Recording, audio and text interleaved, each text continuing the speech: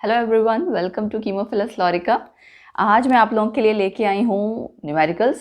और एक्चुअली सच बताऊँ, ये न्यूमेरिकल्स मैंने अपने कॉलेज के जो स्टूडेंट्स हैं उनके लिए असाइनमेंट के तौर पे बनाए थे, बट देन आई थॉट कि यार अच्छे न्यूमेरिकल्स हैं, सबको आप ये कह सकते हो प्रैक्टिस के लिए देना चाहिए, है ना। तो जो बच्चे भी इलेक्ट्रोकेमिस्ट्री के न्यूमेरिकल्स या +2 वाले या जो भी, है ना, हुसोएवर, तो उनके लिए सबके लिए बहुत बेनिफिशियल होगा। इस वजह से सारे क्वेश्चंस में लेके आई हूँ। बहुत थोड़े से क्वेश्चंस हैं, कुछ क्वेश्चंस हम आज करेंगे, कुछ क्वेश्चंस हम नेक्स्ट सीरीज में करेंगे, क्योंकि इलेक्ट्रोकेमिस्ट्री में भी बहुत सारे टॉपिक्स हैं ना, न्यूमेरिकल्स काफ़ी सारे हो सकते हैं। सो पहला न्यूमेरिकल आप देख रहे हैं, क्या है ये? A zinc electrode is placed in 0.1 molar solution of zinc sulfate at 25 degrees Celsius. Then if the degree of dissociation of the salt at this concentration is found to be 0.95, calculate the electrode potential of the electrode at 25 degree Celsius. ठीक है, तो आपको ई not they रखा है, E not की value ये देखिए आप। जब मैंने इलेक्ट्रोकेमिकल के वो पढ़ाई थी ना, क्विक रिवीजन कराई थी, उसमें भी बताया था। यहाँ आप देख सकते हो जिंक +2 से जिंक 0 है ये, ठीक है। तो +2 से 0 इंक्रीज हो रहा है कि डिक्रीज हो रहा है ऑक्सीडेशन नंबर, आपको हमेशा ये चेक करना है, ठीक है।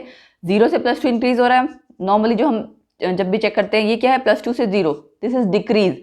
तो डिक्रीज इन ऑक्सीडेशन नंबर मतलब रिडक्शन, तो यानी ये आपको रिडक्शन पोटेंशियल दिया हुआ है, ये आपने आइडेंटिफाई कर लिया। अब इसमें मेन चीज़ क्या है? बहुत सारे आपके फॉर्मूले हैं नर्नेस्ट इक्वेशन के, Gibbs free energy, equilibrium constant, उससे निकालना, मतलब बहुत कुछ है, ठीक है। तो ये जो न्यूमेरिकल्स हैं, इनका सबका बेस +2 में है, ठीक है, ऐसा नहीं है कि नहीं है। तो these are the numericals which are beneficial for graduation, जो beneficial for class +2 students as well as for those who are preparing for any kind of exam, like IIT JAM के लिए जो प्रिपेयर कर रहे हैं उन पे ये क्वेश्चंस आते हैं, ठीक है। गेट वगैरह के लिए और टिफर CSIR वालों के लिए, उन सब के लिए सही है, क्योंकि ये जितने न्यूमेरिकल्स हैं ये बेसिक्स खाली नहीं है, बेसिक्स से थोड़े ज़्यादा हैं, ठीक है ना। और ग्रेजुएशन वालों के लिए तो है ही, मैंने आपको स्टार्टिंग में बता दिया था। सो क्वेश्चन को आपने देख लिया है, अब हम करेंगे इसको सॉल्व, ठीक है। आपको इसमें देखो क्या क्या दे रखा है, कॉन्सेंट्रेशन दी हुई, ये वैल्यू दी हुई है ना, डिग्री ऑफ डिसोसिएशन। सो देखिए, डिग्री ऑफ डिसोसिएशन दी थी तो अल्फा इज इक्वल टू यानी कि 0.95, ठीक है। तो सॉल्ट आपका यानी कि 95% डिसोशिएटेड है, फाइन। तो आपने इसका क्या करना है, जो कॉन्सेंट्रेशन है 95% डिसोशिएट करके फिर निकालनी है। 95% ऑफ 0.1 मोलर जो दिया हुआ था, निकल गई। बस उसके बाद आपने ये जो इक्वेशन लगाई है, दिस इज नर्नेस्ट इक्वेशन, और E is equal to E naught, ठीक है। ये आपका स्टैंडर्ड स्टेट में है, प्लस 0.0591 डिवाइड बाय n। ये आपका कहाँ से आया? ये आपका आया है RTNF, R की वैल्यू पुट की आपने, टेम्परेचर की वैल्यू, ठीक है। और उसके बाद n की वैल्यू तो है ये F यानी फैराडे की वैल्यू, ठीक। नेचुरल लॉग की जगह लॉग आ गया है, उसका 2.303, वो भी हमने इन वैल्यूज में, उन सबको आप मल्टीप्लाई करते हो, जब आप कैलकुलेट करते हो सारी कांस्टेंट वैल्यूज को मिला के, तो 0.0591 आता है। तो आप ये फॉर्मूला भी याद कर सकते हैं, लॉग ऑफ mn+, ठीक है। तो जो आपने E नॉट आपको दिया हुआ था क्वेश्चन में, वो आपने वैल्यू पुट की, फाइन। क्वेश्चन में आपको दिया हुआ था ना E नॉट रिडक्शन वाला ही, तो आपने डायरेक्टली पुट कर लिया। अगर ऑक्सीडेशन वाला दिया होता तो आपको पहले उसको रिडक्शन में कन्वर्ट करना होता, साइन इन्वर्ट करके, फाइन। देन बस आपने सारी वैल्यूज पुट करनी है। आपका जो इलेक्ट्रॉन चेंज है वो 2 था, है ना, जिंक से जिंक प्लस 2 इलेक्ट्रॉन का चेंज था, बस कैलकुलेशन करना एंड दैट्स इट। उसके अलावा अगर कहीं पे आपको जितने भी न्यूमेरिकल्स है, इसमें आपको हो सकता है कहीं पे कैलकुलेशन करनी हो, कहीं पे ऐसा हो सकता है कि कैलकुलेशन तो है, सॉरी, लॉग एंटी लॉग देखना हो, ठीक है। तो इतना सा बस करना होगा, उससे ज़्यादा नहीं, ठीक। तो ये जो आपके न्यूमेरिकल्स हैं बहुत सिंपल हैं, बट बच्चे डर जाते हैं, ठीक है। अगला question, calculate EMF of following concentration cell at 20 degree Celsius, ठीक है। 20 डिग्री सेल्सियस में क्या क्या दिया हुआ है? Copper sulphate. कॉन्सेंट्रेशन सेल मैंने आपको बताया हुआ है, राइट।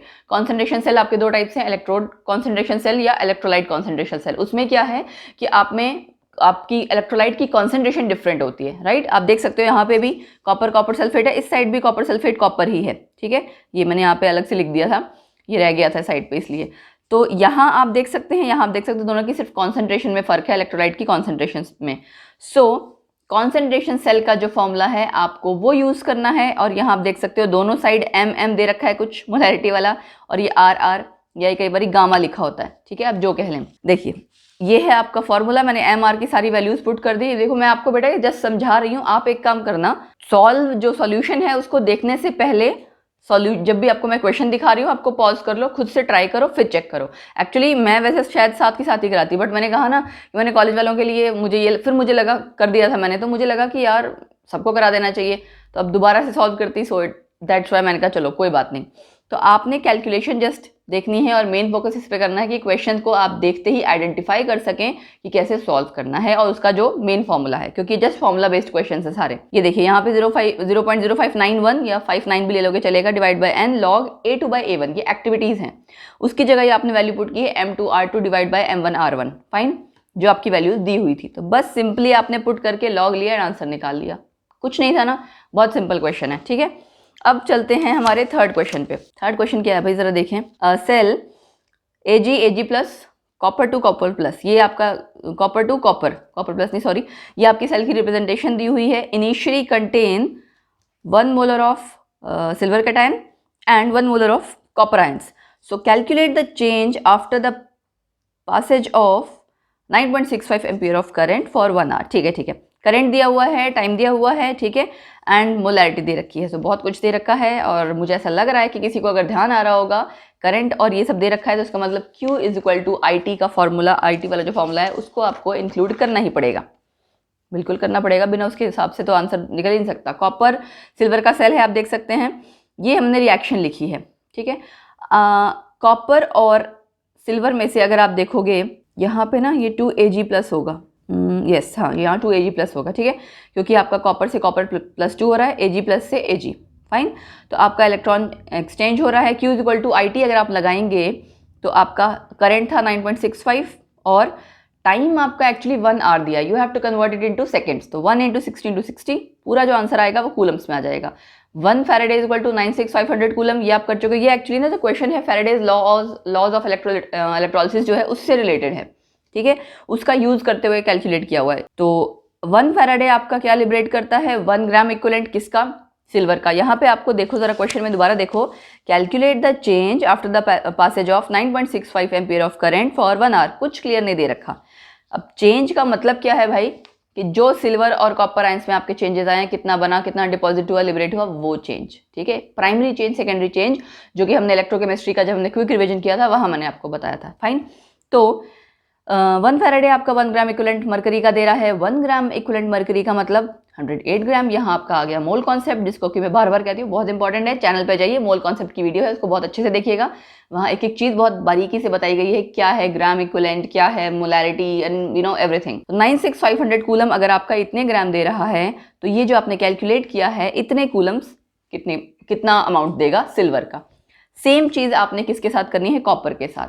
बट कॉपर के साथ ही डिवाइड बाई 2 क्यों किया है, क्योंकि आपको ग्राम इक्विवेलेंट्स कैलकुलेट करना है। ठीक है, 2 इलेक्ट्रॉन्स चेंज था ना, तो इसलिए आपने डिवाइड बाय 2 किया। कॉपर प्लस 2 था, सिल्वर के साथ +1 था। बहुत से बच्चे सोचेंगे कि यहाँ तो डायरेक्टली ले लिया, यहाँ क्यों डिवाइड बाय 2 किया। तो आप ये सोच के चलिए, ग्राम इक्विवेलेंट लेना था और नंबर ऑफ इक्विवेलेंट्स आप इसी तरह से निकालते हैं, डिवाइड करके जितने इलेक्ट्रॉन चेंज होते हैं। ठीक है ना, या आप इक्विवेलेंट मास निकाल रहे हो ना, तो जब आप ग्राम इक्विवेलेंट की बात कर रहे हो, इक्विवेलेंट मास की बात कर रहे हो, तो जाहिर सी बात है जितने इलेक्ट्रॉन एक्सचेंज है उससे डिवाइड कर दोगे, इसलिए यहाँ पे ये आ गया। बाकी आगे सेम वैसे ही है कि जितना आपने वो जो Q इक्वल टू IT से निकाला था, वहाँ से कितना अमाउंट आपका आ जाएगा। ठीक तो इसमें आपका थर्ड क्वेश्चन भी कवर अप हो गया, जिसमें सिल्वर एंड कॉपर आपने दोनों चेंज कैलकुलेट किया। ये क्वेश्चन थोड़ा वैसे तो सिंपल भी था, लेकिन यही नहीं समझ में आ रहा था कि क्या करना है। तो एग्जाम में ऐसा ही होता है कि समझ नहीं आता क्या करना है, तो इसी वजह से मैं यहाँ प्रैक्टिस करा रही हूँ कि आगे आपको कहीं ना कहीं हेल्प मिलेगी। चलो जी, एक और क्वेश्चन आ गया। EMF of following concentration cell at this temperature 35 and इसमें भी M1 M2 गामा 1 गामा 2 दे रखा है। ये भी कॉपर का एग्जाम्पल है। इसमें भी देखिए क्या किया हमने, सेम वही चीज़ की है, कोई चेंज नहीं है, फाइन, कोई चेंज नहीं है, तो आपको डायरेक्टली आपने फॉर्मूला लगा दिया, सेम वैसा ही, और कैलकुलेट कर लिया, कुछ नहीं है ना नया। देखो मैं आपको बार बार कह रही हूँ, ये न्यूमेरिकल्स हैं, आपने, मैं इसको यहाँ पे वैल्यूज बोलूँगी, उसका कोई लॉजिक नहीं बनता है, बोर हो जाओगे, राइट। उसके बजाय तो जब मैं क्वेश्चन आपको डिक्टेट कर लाइक बोल रही होती हूँ, तो आप उस टाइम वीडियो पॉज कर लो, क्वेश्चन सॉल्व करो, ट्राई करो, उसके बाद वीडियो को दोबारा से ऑन कर लो एंड चेक करो कि जो मैं हमने सॉल्यूशन कराया है, क्या मैंने वही किया, क्या मेरा वही आंसर आया, उससे आपको भी पता लग जाएगा। और अगर नहीं सॉल्व हो रहा है तो वीडियो तो है ही, जो पॉज कर रखा था उसको प्ले कर दो दोबारा से एंड चेक कर लो, फाइन। तो आपकी ऐसा है कि प्रैक्टिस भी हो जाएगी क्वेश्चंस की, और आपको आइडिया लग जाएगा कि अच्छा हमें क्या करना है, कैसे करना है, पहचानना कैसे है क्वेश्चन को, राइट। तो इस तरह से आप जितने भी न्यूमेरिकल्स हैं इसको सॉल्व कर सकते हैं। अब हम चलते हैं अपने आगे 5th क्वेश्चन पे। चलो 5th क्वेश्चन में आपको क्या दिया हुआ है, इक्विलिब्रियम कांस्टेंट आपको कैलकुलेट करना है, यानी K की वैल्यू कैलकुलेट करनी है, और एक रिएक्शन दी हुई है जिसमें आपका कॉम्प्लेक्स बन रहा है, कोऑर्डिनेशन कॉम्प्लेक्स। अब ये देखो, कई बार बच्चे इसको देख के घबरा जाएंगे कि अरे यहाँ तो कुछ और नहीं दे रखा है, कॉम्प्लेक्स बन गया। कॉम्प्लेक्स बेशक बन गया, बट इक्विलिब्रियम अगर आपका साइन दिख रहा है, मतलब जो आप कह सकते हो न्यूमेरिकल को सॉल्व करने का तरीका है वो तो सेम रहेगा, उससे कोई फर्क नहीं पड़ता ये है। आपको जनरली बस जो बेसिक रूल्स हैं उनका पता होना चाहिए कि अगर आप सॉलिड स्टेट में ले रहे हैं जैसे जिंक है ना, तो उसकी कॉन्सेंट्रेशन 1 होगी, प्योर लिक्विड स्टेट या सॉलिड स्टेट है, गैसियस स्टेट 1 होगी, उतना काफ़ी। अगर उतना पता है तो आप न्यूमेरिकल बड़े इजीली कर सकते हैं। फाइन, तो ये आप देख सकते हैं इलेक्ट्रोड पोटेंशियल की वैल्यू एक जिंक वाली दी हुई है, एक इस कॉम्प्लेक्स की दी हुई है। ठीक है, तो दो वैल्यूज दे रखी हैं भाई, और इक्विलिब्रियम कांस्टेंट आपको कैलकुलेट करने को, यानी कि के कैलकुलेट करने को कहा गया। अब देख लेते हैं कैसे करना है। जिंक +2 से आपका 2 इलेक्ट्रॉन अगर गेन करेगा, ठीक है, एक इसकी वैल्यू दे रखी थी, दोबारा एक बार दिखाती हूँ, रुको। यहाँ देखो क्या था, जिंक +2 से जिंक रिडक्शन पोटेंशियल।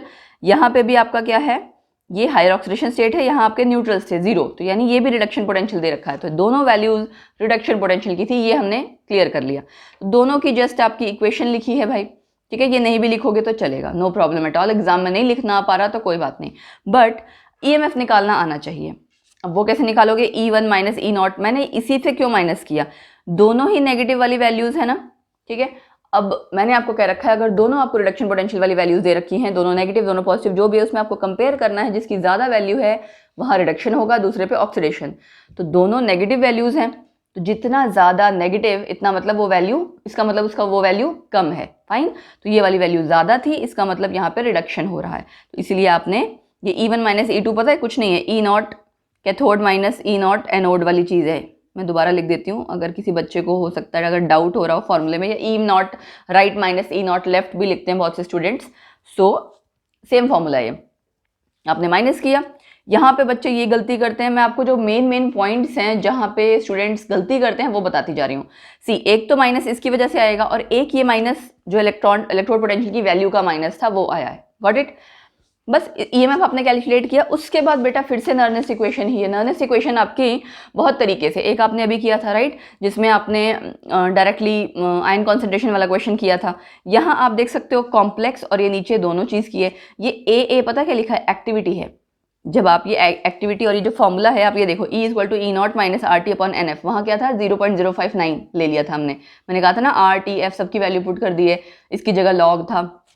बस E = 0 एट 25 डिग्री सेल्सियस। ठीक है, ये आपको कैसे पता लगा भाई, ये कैसे पता लगेगा, बिकॉज आप इक्विलिब्रियम की बात कर रहे हैं, वहाँ से पता लगेगा। ठीक है, उसके अलावा तो आप देखो कहीं क्वेश्चन में तो दे नहीं रखा था, बट इक्विलिब्रियम की बात की गई थी ना, इसलिए तो यहाँ से आपको आइडिया लगाना था थोड़ा सा।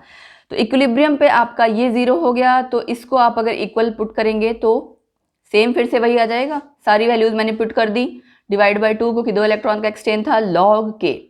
ठीक है, ये k क्या है, ये k क्यों आया भाई, क्योंकि आपने जो रिएक्शन लिखी इक्विलिब्रियम वाली, ठीक है, जो आपको दी हुई थी, उसके लिए अगर आप इक्विलिब्रियम कांस्टेंट पुट करोगे या कैलकुलेट करना चाहोगे तो क्या होता है, यही होता है ना जो यहाँ लिखा हुआ है, प्रोडक्ट्स की कॉन्सेंट्रेशन डिवाइड बाय इसकी कॉन्सेंट्रेशन, रिएक्टेंट्स की। फाइन, तो ये आपका होता है k की वैल्यू। इस वजह से आपका जो लेफ्ट हैंड साइड है, लेफ्ट हैंड कह लो राइट हैंड साइड जो भी है, ये आपने E0 के इक्वल पुट कर देना। E0 आपने ऊपर निकाला, ये ईएमएफ ऑफ सेल। फाइन, ये कंफ्यूज करते हैं बच्चे, E0 या E = 0 होता है भाई, इक्विलिब्रियम पे E = 0 होता है, ये ध्यान रखना। ठीक है, और उसके बाद ऐसे ही डेल्टा G = 0 होता है, गिब्स फ्री एनर्जी। नॉट वाली चीज़ कभी 0 नहीं होती है। फाइन, स्टैंडर्ड स्टेट वाली चीज़ 0 नहीं होगी। चलिए, log k की वैल्यू बस सिंपली फिर तो निकाल ही लेना है। इसके बाद जब आप इसको लेना होगा तो एंटी लॉग ले लोगे, है ना, ये लॉग इधर जब जाता है तो anti log of this much value आ जाएगी। ठीक, लॉग एंटी लॉग मैं सिखा नहीं रही हूँ इस टाइम पे, क्योंकि सारा कुछ एक साथ नहीं सिखाएंगे, फिर कभी करेंगे, बट उम्मीद कर रही हूँ कि शायद लॉग एंटी लॉग सबको देखना आता होगा। ठीक है, और ये हमारा हो गया 5th क्वेश्चन। अब हम चलते हैं भाई 6th क्वेश्चन की तरफ। ठीक है, सो 6th क्वेश्चन है आपका C, calculate the electrode potential of a copper wire dipped in this much of 0.1 molar copper sulfate solution at again 25 degree Celsius. Standard electrode potential आपको कॉपर का दे रखा है। ठीक है, इलेक्ट्रोड पोटेंशियल आपको कॉपर वायर का निकालना है जो कि इतने में डिप है। देख लिया क्वेश्चन, देखते ही हो सकता है फिर समझ नहीं आ रहा होगा, लेकिन मैं बता दूं, जब कॉपर 2 बार आ रहा था, इसका मतलब वो नर्नेस इक्वेशन ही है, तो लग गई नर्नेस इक्वेशन। अब ये बार बार आपको जो नर्नेस इक्वेशन आ रही है, नर्नेस इक्वेशन या नर्न्स इक्वेशन दोनों ही कहा जाता है। ठीक है, आपको इसकी प्रैक्टिस करनी बहुत ज़रूरी है। आप सबसे पहले आइडेंटिफाई कर सको कि हाँ कौन सा क्वेश्चन है। ठीक है। उसके लिए एक बेस्ट तरीका है, इलेक्ट्रोकेमिस्ट्री के आपके जो न्यूमेरिकल्स जो भी फॉर्मूले हैं उसको एक जगह लिखिए, एंड उसके बाद से जब भी क्वेश्चन करने बैठो तो पहले चेक करो कि इसमें से कौन सा फॉर्मूला सेट बैठेगा। स्टार्टिंग में थोड़ा सा लगेगा, बट आफ्टर विद टाइम जब आप इसकी प्रैक्टिस करोगे क्वेश्चंस की, आपके लिए ईजी हो जाएगा। फाइन। तो यहाँ भी हमने सेम फॉर्मूला लगाया है ई नॉट प्लस। अब आप सोच रहे हो यहाँ प्लस क्यों लगा दिया, एक्चुअली प्लस जो लगा दिया ये आप देख सकते हो, रिड्यूस स्टेट ऊपर है और ऑक्सीडाइज स्टेट नीचे है। ठीक है, बस तो बाकी तो वैल्यू ही पुट की है और कुछ ऐसा था ही नहीं यहाँ पे। ठीक है ना, लॉग आपका ये 0.1 क्वेश्चन में दे रखा था, बाकी देखो सारी वैल्यूज मैंने सिर्फ पुट की हुई है, एंड ये 0.34 भी आपको क्वेश्चन में दिया हुआ था। तो कितना सिंपल था, बस हमें अगर ये पहचान में आ जाए कि भाई फॉर्मूला क्या लगाना है ना, तो कुछ मुश्किल नहीं है। उसके बाद हम चलते हैं 7th क्वेश्चन पे। सो 7th question, a zinc rod is dipped in this much solution of zinc sulfate, salt is 95% dissociated, calculate the electrode potential. If I'm not wrong, ये सेम क्वेश्चन हमने फर्स्ट वाला जो किया था वही है, राइट? और ये मुझसे रिपीट हो गया जी, रुको चेक करते हैं। ठीक है, हमने जो फर्स्ट क्वेश्चन किया था है ना, हाँ ये देखो सेम वही चीज़ था, मुझे लग रहा था, मैं कहा मैंने रिपीट गलती से क्वेश्चन दे दिया है। तो ये आपका question number 1 and question number 7 same है। ये नतीजा है ज़्यादा काम करने का, ज़्यादा 24 घंटे ऑक्यूपाइड विद वर्क।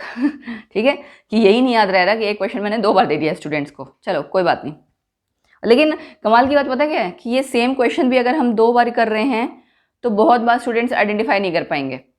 ठीक है, उन्हें पता ही नहीं लगेगा कि मैम ने एक क्वेश्चन 2 बार दे दिया है।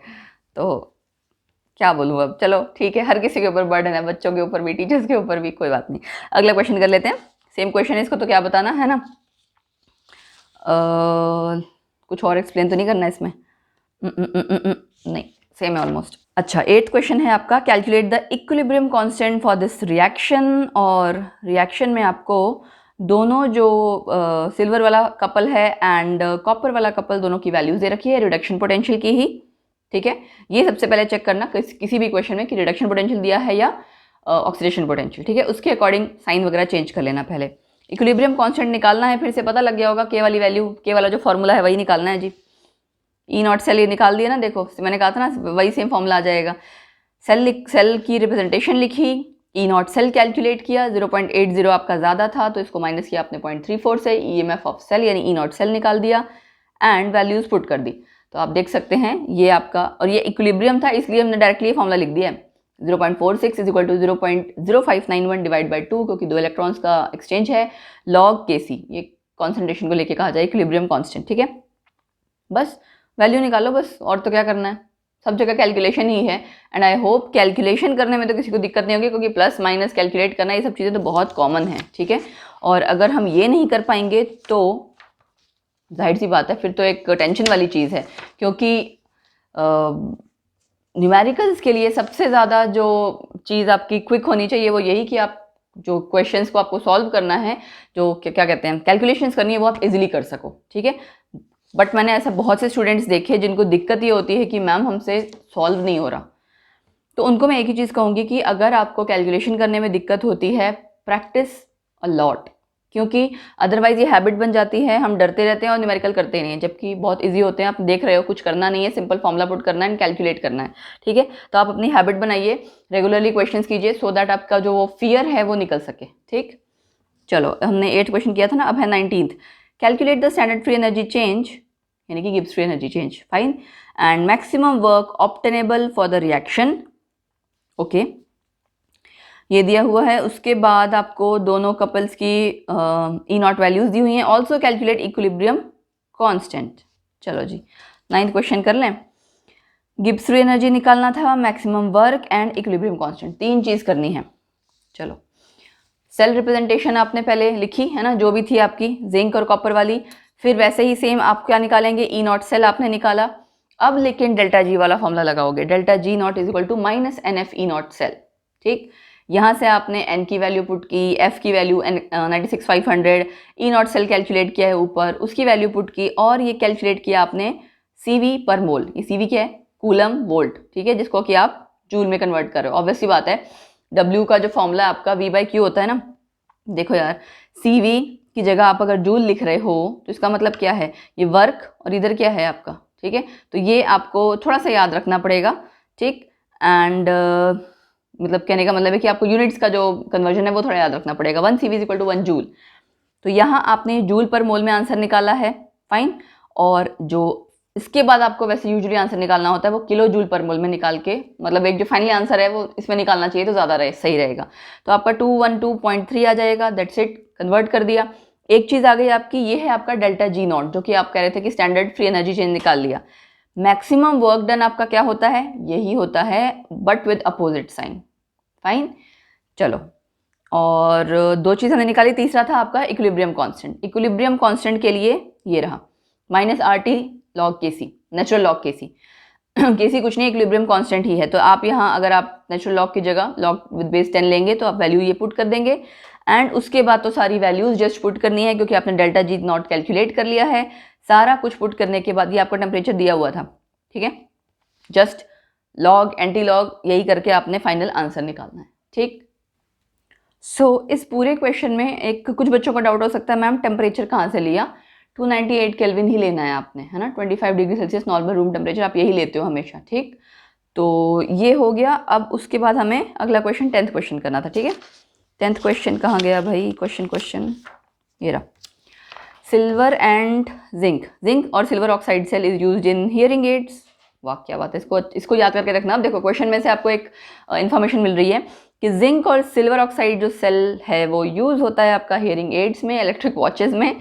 सो उनकी रिएक्शन दी हुई है, दोनों का E0 वो दिया हुआ है, बहुत सिंपली पूछा हुआ है, बताइए कौन ऑक्सीडाइज हो रहा है कौन रिड्यूस, और E0 cell and delta G. ये तो बहुत ही सिंपल क्वेश्चन है ना, बस E0 चेक करो, इसकी रिडक्शन है, लॉस ऑफ इलेक्ट्रॉन्स रिडक्शन है कि ऑक्सीडेशन है, वो चेक कर लो ज़रा, उसके अकॉर्डिंग आपने करना है, ठीक है।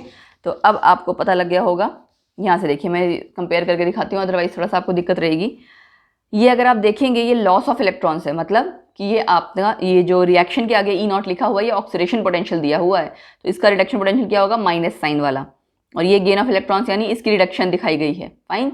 तो zinc is oxidised and Ag2O is reduced, ठीक है, ये आपने निकाल दिया पहली चीज़। उसके बाद E0 सेल निकालना है। E0 सेल आपका ER मतलब कैथोड माइनस रिडक्शन वाला जो है, कैथोड माइनस एनोड वाला फॉर्मूला लगाया एंड बस कैलकुलेट किया।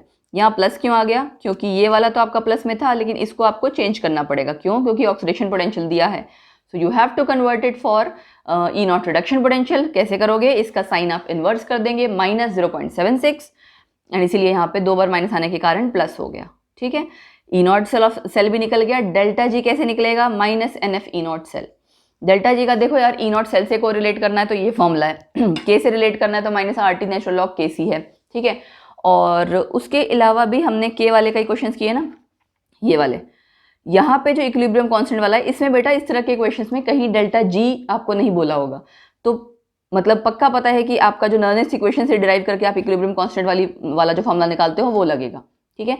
तो सारे क्वेश्चंस को चाहे बेशक पॉज करके, चाहे बार बार रिपीट पे देख के, बार बार मैं तो ये बोलूँगी कि ये न्यूमेरिकल वाली जो वीडियोस को बहुत तसल्ली से देखना, सॉल्व करो, क्योंकि क्या होता है कि ये बड़े माइन्यूट चीज़ें हैं जो मैंने आपको बताई हुई हैं, इनकी अगर आप एक बार प्रैक्टिस कर लेंगे तो लाइफ लॉन्ग कभी नहीं भूलोगे और हमेशा आपको न्यूमेरिकल्स ईजी लगेंगे, ठीक है। तो ये आपका 2 इलेक्ट्रॉन चेंज था। अगेन फैराडे की वैल्यू, E0 सेल जो ऊपर से कैलकुलेट किया है, कैलकुलेट किया 10⁵ जूल, ठीक है। उसको किलो जूल में कन्वर्ट कर दोगे तो बहुत अच्छी बात है, नहीं करोगे तो भी चलेगा। लास्ट क्वेश्चन हमारा 11th क्वेश्चन क्या है जी हमारा क्वेश्चन हमारा कहता है, हमारे टीचर होते थे कहते थे, हाँ तो क्वेश्चन कहता है, मतलब वो ऐसे बोलते थे कि हमें ऐसा लगता था, अच्छा मतलब पर्सनली सेइंग ऐसा कहना नहीं चाहिए, बट हाँ कभी कभी किसी का वो जो पढ़ाने का तरीका होता है ना, थोड़ा ऐसा लगता है कि काश कोई थोड़ा जल्दी पढ़ा दे यार, मतलब जब कई बार स्पेशली जब आपका टाइम की शॉर्टेज हो तब, तो समटाइम्स बोरिंग बहुत लगता था। तो कभी कभी मैं सोचती हूँ कि मेरा पढ़ाया हुआ किसी को बोरिंग तो ना लगता होगा, और अगर लगता होगा तो आई विश कोई मुझे कह दे कि मैम थोड़ा सा ये चेंज कर लो, वो चेंज कर लो। इसीलिए आपको बार बार कहती हूँ कि कमेंट सेक्शन में बताया करो जो अच्छा लग रहा है, बुरा लग रहा है, एनी सजेशन व्हाटएवर, या नहीं बताना तो आपको पता ही, इतने सारे मैंने आपको बता रखे हैं। इंस्टा हैंडल है 2, वो फॉलो करो, राइट।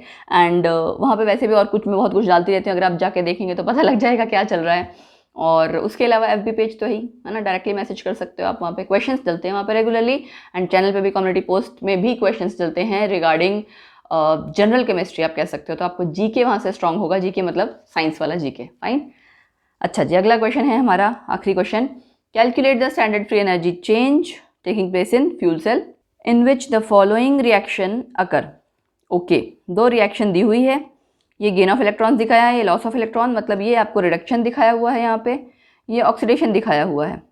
ओके, ठीक है. पूछा क्या था, स्टैंडर्ड फ्री एनर्जी चेंज.